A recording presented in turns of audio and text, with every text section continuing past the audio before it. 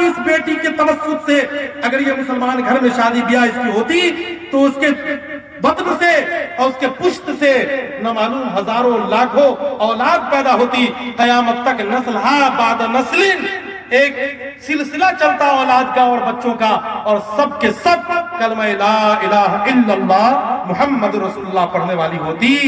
لیکن دوستو, آپ کے تھوڑی غفلت کی وجہ سے, خرچ سے بچ جانے کی وجہ سے آپ نے اپنی بیٹی کے ہاتھ میں موبائل دے کر اسے آزاد کر دیا, جس کی وجہ سے آج آپ کی بیٹی, آپ کی بہن, ہماری بہنیں ہمارے ہاتھ سے, ماحول سے نکلتی چلی گئی. اور اس پر دوستو آج تک کسی نے کشن اور کسی نے بریک نہیں لگایا. غرض کے مدھوبنی ضلع کی نہ معلوم کتنی خبریں ہیں کہ جسے پیپر میں لکھا گیا, ٹیلی ویژن پر اور موبائل پر سنایا گیا, اور اسے ہم لوگوں نے ایک درگھٹنا, ایک حادثہ کہہ کر کے اسے سائڈ کر دیا. کسی تنظیم نے ایکشن نہیں لیا, بڑی بڑی مسلمانوں کی تنظیم نے اس پر کوئی ایکشن نہیں لیا, کوئی گاؤں سماج کے لوگوں نے اس پر کوئی تنظیم نہیں لیا. ہماری بیٹی کو اٹھا کر جو لوگ لے گئے تھے, ہم نے اس پر کوئی پنچایت نہیں بٹھائی, ہم نے میڈیا کے ذریعے سے ہم نے کوئی کسی چیز کو باور نہیں کیا, جس کی بنیاد پر ہماری اولاد بھی گئی, ہماری بہنیں اور بیٹیاں بھی گئی, اور جس کی وجہ سے اسلام سے ہاتھ بھی دھونا پڑا. قیامت تک اب یہ نسل چلے گی اور ساری کی ساری نسلیں اسلام سے محروم, دین و ایمان سے محروم, سب دھڑا دھڑ وہ جہنم کا ایندھن بننے والی. دوستو, اس لیے حضرت ابراہیم علیہ السلام نے اپنی نسلوں کے لیے خانہ کعبہ کے تعمیر کے وقت میں ہاتھ اٹھا کر دعا کیے تھے, ربنا وجعلنا مسلمین لک ومن ذریتنا امۃ مسلمۃ لک. اے اللہ, ہماری پشت سے جتنی اولاد قیامت تک آئے سب کو آپ مسلمان تابعدار اپنے سامنے سر بر سجود ہونے والا بنائیے. آپ حضرات بھی کوشش کیجئے گا, کل جو صبح میں مسجد کی بنیاد رکھی جائے گی, عین اس وقت اللہ تعالیٰ ہر ایک کے ہاتھ اٹھانے کو قبول فرماتے ہیں.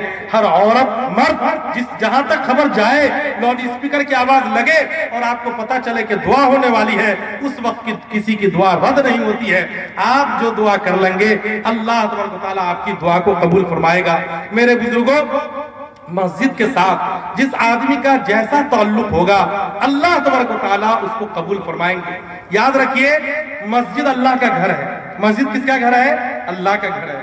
میرا گھر میں نے بنایا, آپ کا گھر آپ نے بنایا, مفتی صاحب کا گھر مفتی صاحب نے بنایا. غرض کے ہر آدمی اپنا اپنا گھر بنا لیتا ہے, اللہ کا گھر اللہ کیوں نہیں بنائے گا؟ ایک سوال پیدا ہوا. اللہ کے گھر کو بنانے کے لیے 100-200 لوگوں کی ضرورت پڑی اور اپنا گھر میں نے تنہا بنا لیا.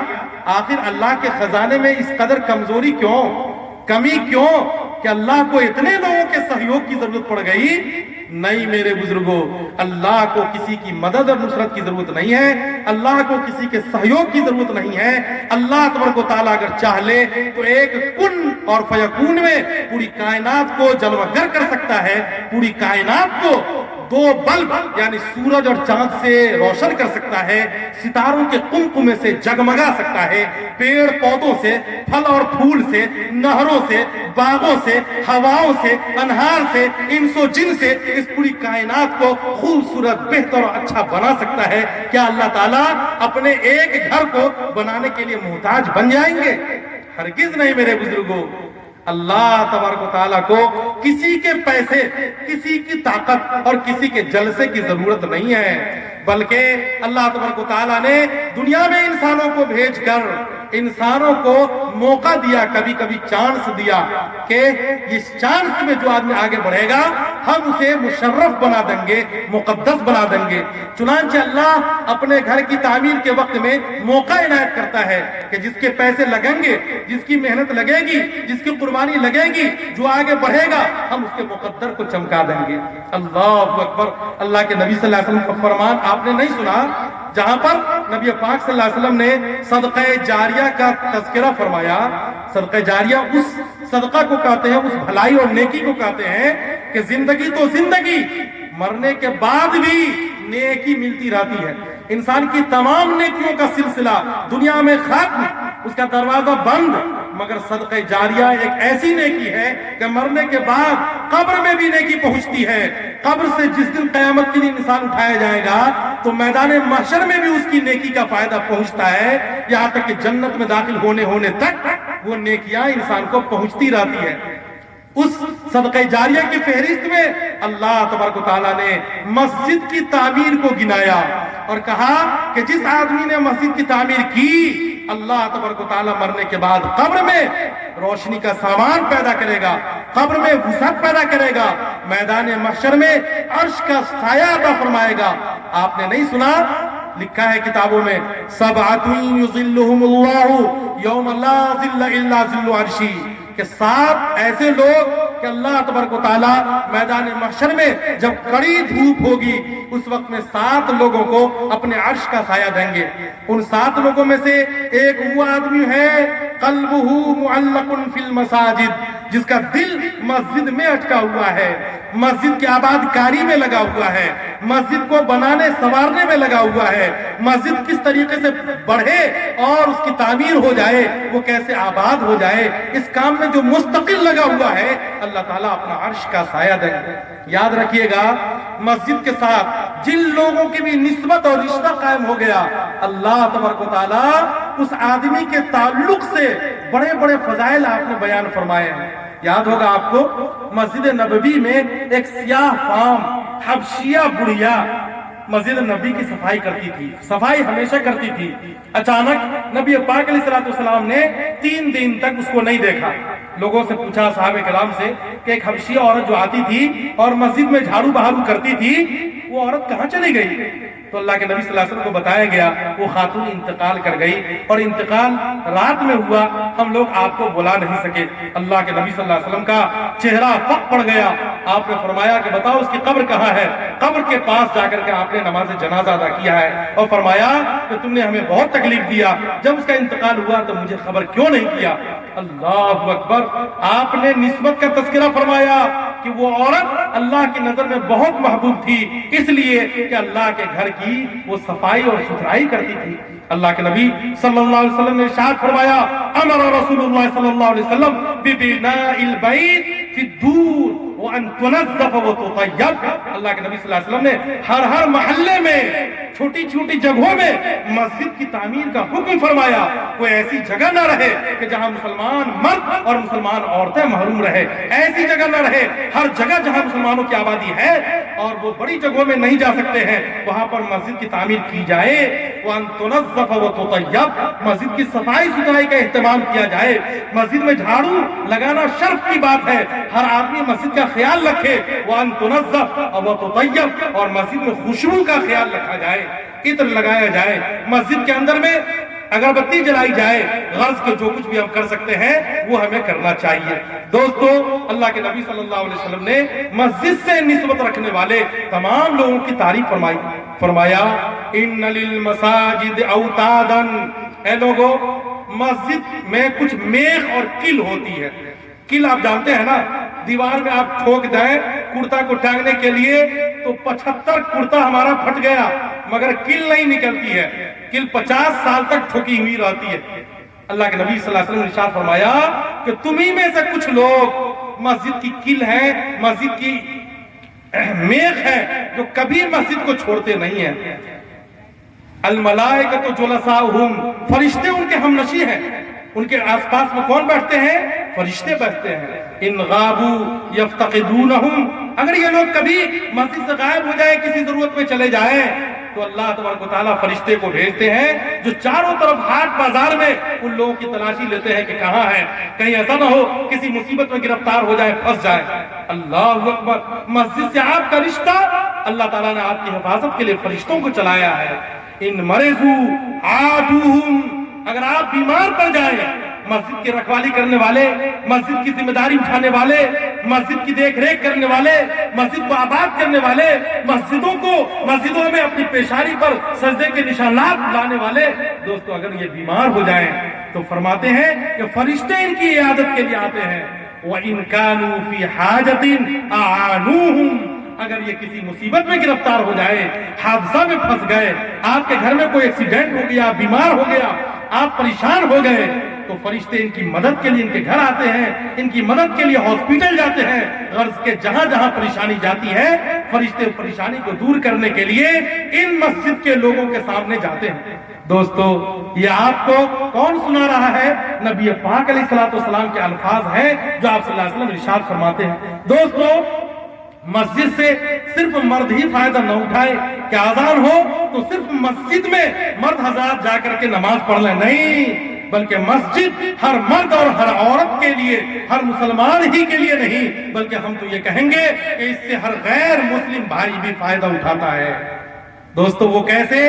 ہمارے علاقے میں بہت سارے غیر مسلم عورتیں اور غیر مسلم مرد ہیں جو وہ کہتے ہیں کہ بہوا مغرب کے ٹائم میں اذان ہو گئی کیا؟ جو ہی اذان کی آواز ان کے کان میں پہنچتی ہے، بڑا بڑا بوتل لے کر، چھوٹا چھوٹا بچہ کو لے کر کے ہمارے گاؤں میں، علاقے میں آپ کہیں بھی چلے جائیے، یہاں بھی آپ چلے جائیے، ہر مسجد کے دروازے پر آپ کو 10-20 وہ عورتیں نظر آئیں گی جو اللہ کا نام نہیں لیتی ہے، جو اللہ کا کلمہ نہیں پڑھتی ہے، مگر اس کا دل اس بات پر مطمئن ہے کہ اگر نماز پڑھنے والے، مسجد کو آباد کرنے والے میرے بچے کو ایک پھونک مار دیں تو میرا بچہ درست ہو جائے، میرے بوتل میں ایک پھونک مار دے تو میرے بچے کی حالت درست ہو جائے۔ اللہ اکبر، ہماری آذان سے وہ صبح کریں، ہماری آذان سے وہ پوجے کی ابتدا کرے، ہماری آواز سے وہ چراغ جلائے، ہماری آواز سے وہ سورج کو نمستے کرے، ہماری آذان سے غیر بھی فائدہ اٹھاتا ہے۔ اگر ہمارا مسلم بھائی اگر فائدہ نہ اٹھا سکا تو دوستو ان کی محرومی کی بات ہے۔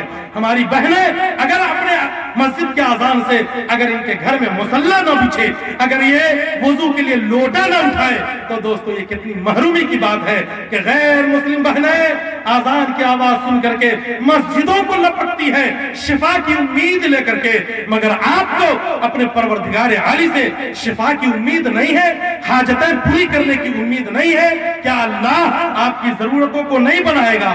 آپ کی بگڑی ہوئی کو کیا بہتر سے بہتر نہیں بنا دے گا؟ اس لیے دوستو ہر گاؤں اور علاقے میں مسجدیں اس لیے بنائی جاتی ہے کہ اللہ کی رحمتیں اور اللہ کی برکتوں کو کشید کرنے کا یہی ذریعہ ہے۔ اللہ کی ہزاروں رحمتیں اللہ کے گھر پہ یعنی خانہ کعبہ پہ پہلے اترتی ہے، اور خانہ کعبہ کی جو بیٹیاں پورے دنیا میں مسجد کی شکل میں ہے، اللہ تعالیٰ ان رحمتوں کو ہر مسجد میں تقسیم کر دیتا ہے۔ اور جو آدمی اپنا رشتہ اپنے محلے کی مسجد سے جوڑ کر، اپنے محلے کے مسجد کے اذان سے اپنا رشتہ اور ٹائم ٹیبل بنا کر نماز اور وضو کا عملی جامہ اس کو پہناتا ہے، اللہ تبارک و تعالیٰ ان رحمتوں کو ہر ایک نمازی اور ہر ایک وضو کرنے والے لوگوں کے گھروں تک پہنچاتا ہے۔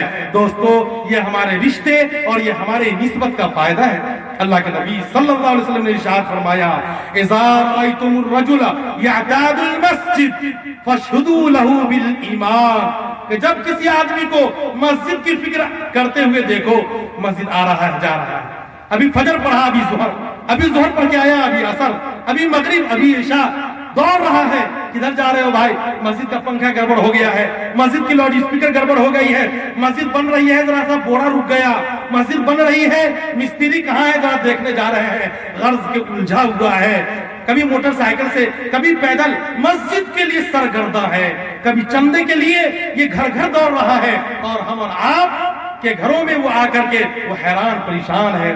اللہ کے نبی صلی اللہ علیہ وسلم نے ارشاد فرمایا کہ جو بندہ مسجد کی فکر میں دوڑ رہا ہے، فاشهدوا له بالایمان، اس کے ایمان کی گواہی دو، وہ بندہ مومن ہے، اللہ کی نگاہ میں بندہ برکہ۔ میرے بزرگوں، ہم سب بھی یہ طے کریں کہ انشاءاللہ اپنے آپ کو بھی تابع فرمان اور اطاعت شعار بنا کر رکھنا ہے۔ دوستو اللہ کے نبی حضرت ابراہیم علیہ السلام اور حضرت اسماعیل علیہ السلام نے یہ تو فرمایا کہ ہم کو فرما بردار بندہ بنا کے رکھیے، جب تک قیامت تک ہم کو قائم رکھیے، زندہ رکھیے، ہم کو فرما بردار بنا کے رکھیے۔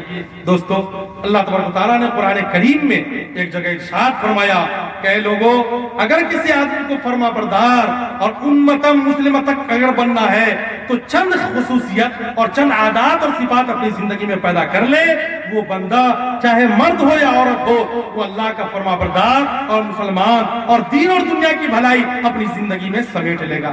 وہ کتنے صفات ہیں؟ جب تک علماء تشریف نہیں لاتے ہیں ہم 6 صفات کا تذکرہ کیے دیتے ہیں۔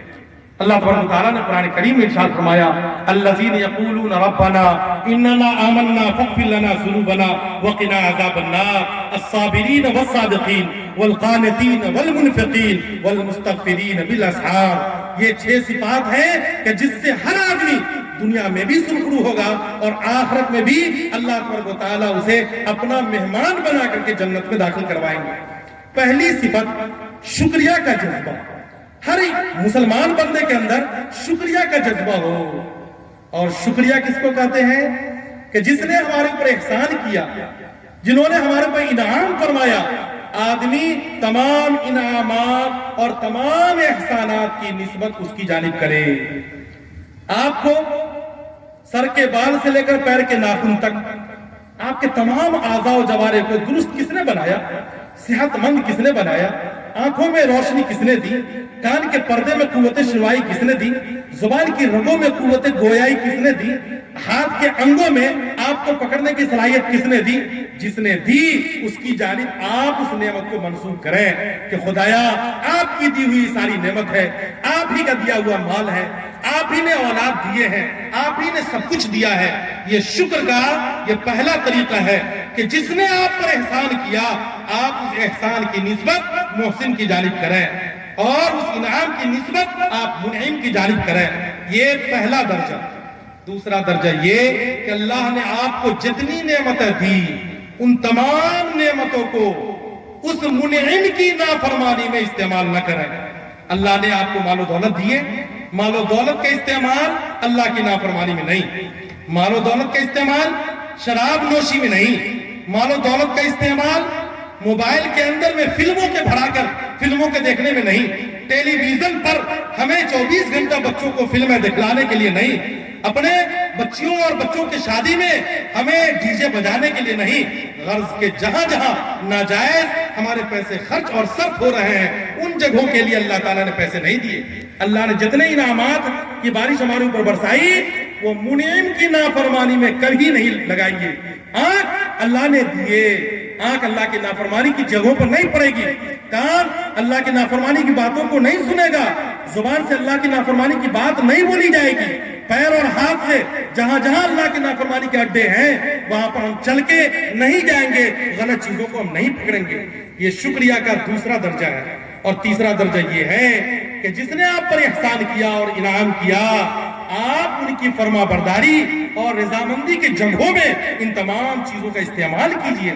اللہ نے آپ کو صحت مند بنایا، سر سے لے کر پیر تک آپ اللہ کی فرما برداری کے لیے اس کو وقف کر دیجئے۔ اللہ کے گھر میں جھکاتے رہنے کی آپ اپنے آپ کو عادت ڈال دیجئے۔ آپ اپنی پیشانی کا سجدے کے نشانات لائیے۔ اما عائشہ نے حضور پاک علیہ السلام سے ارشاد فرمایا تھا کہ اما عائشہ کے نبی پاک علیہ السلام جب میدان محشر کی کلفتوں سے لوگ حوض کوثر کی طرف بڑھیں گے اور لوگ آپ سے جام کوثر مانگیں گے اور پانی کا پیالہ مانگیں گے تو کیا آپ سب کو پلائیں گے؟ اللہ کے نبی صلی اللہ علیہ وسلم نے ارشاد فرمایا کہ نہیں، ہم جن کو پہچانیں گے پہچان کے پانی دیں گے۔ اللہ کے نبی صلی اللہ علیہ وسلم سے حضرت عائشہ نے ارشاد فرمایا کہ اللہ کے نبی صلی اللہ علیہ وسلم آپ اس قدر امت کی بہتات اور کثرت میں اپنے لوگوں کو کیسے پہچانیں گے؟ تو آپ صلی اللہ علیہ وسلم نے ارشاد فرمایا بکثرت السجود، سجدے کے نشانات سے ہم میدان محشر میں اور حوض کوثر پر ان کو پہچانیں گے۔ اللہ اکبر۔ اگر آپ چاہتے ہیں کہ میدان محشر کی کلفتوں سے بچ کر نبی پاک علیہ السلام ساقی کوثر کے ہاتھ سے جام کوثر آپ بھی پیئیں اور دین دنیا کی کلفتوں سے بچ کر آپ جنت میں اپنا ٹھکانہ بنائیں تو ایسی صورت میں اپنے پیشانی پر آپ سجدے کے نشانات لائیے۔